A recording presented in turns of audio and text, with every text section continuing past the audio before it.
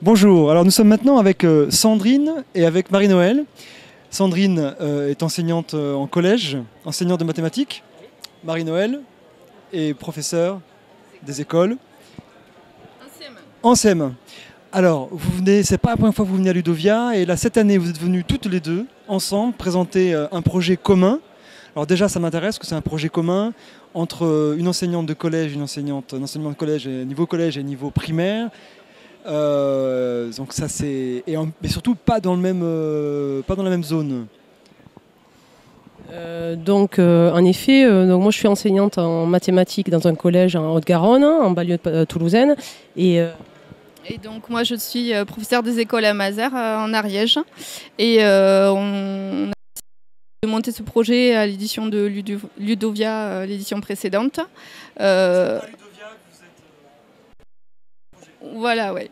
Donc moi j'avais déjà l'idée du projet sur le continent de plastique avec le programme du CNES qui s'occupe de cette sensibilisation auprès du grand public qui s'appelle Argonautica. Et donc quand j'ai revu Marie-Noëlle, donc j'ai pensé faire, grâce au numérique, faire cet échange au cours de l'année précédente, de l'année 2016.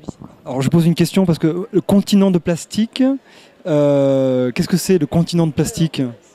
C'est entre guillemets continent de plastique. En fait, c'est les déchets, les plastiques se retrouvent malheureusement liés au vent dans les ruisseaux et au bout d'un moment se concentrent, se dérivent dans les océans et par un mouvement, par les courants marins, se retrouvent dans une zone, dans des zones de l'océan mondial, c'est-à-dire dans 5 zones, et notamment dans le Pacifique où c'est la plus grosse concentration. Nous, on a travaillé sur le continent de plastique dans l'Atlantique Nord, donc c'est une zone. Voilà. Donc c'est pas un continent où on peut marcher, mais c'est un amas de plastique où il y a une sorte de soupe. D'ailleurs, en anglais, on dit plastic soup, des concentrations de plastique. Alors on est à Ludovia, on est sensible aux potentialités du numérique. Et les potentialités du numérique, c'est très largement les possibilités d'interaction et de communication.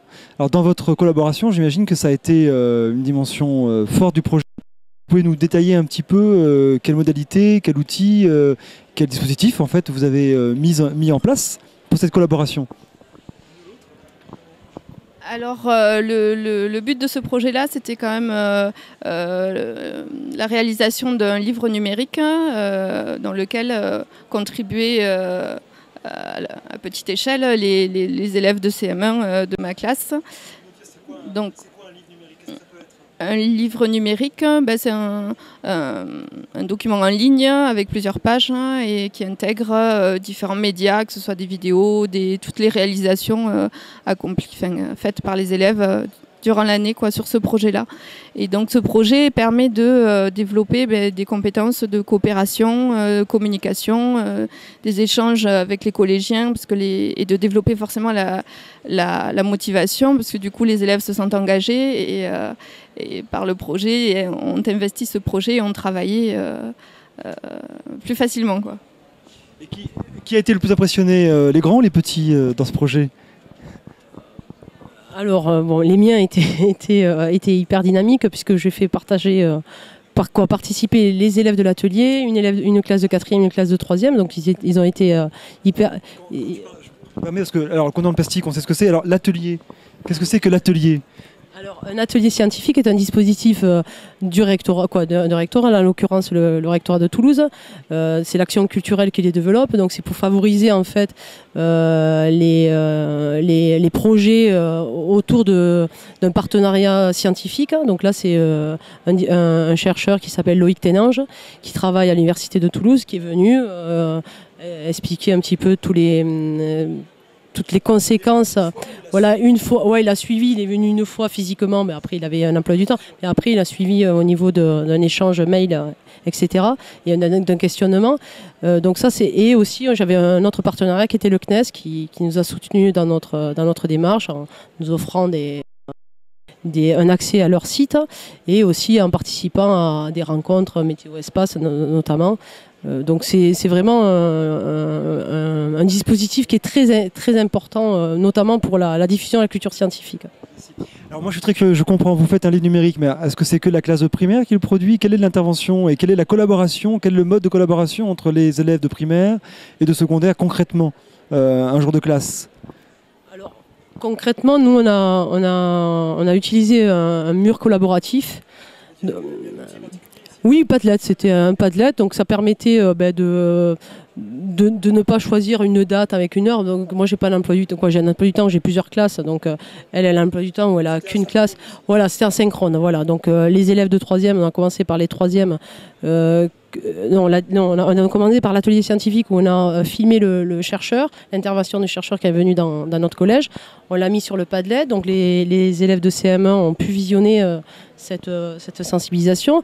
Et ensuite, les 3e ont fait des fiches correspondant à mon programme de mathématiques sur la concentration des plastiques. Et Marie-Noël a fait travailler les élèves sur ces fiches-là. Peut-être Marie-Noël, est-ce que les tiens, est-ce qu'il y a eu, ou les tiens aussi d'ailleurs, est-ce qu'il y a eu des interactions directes, de prise de contact audio les élèves?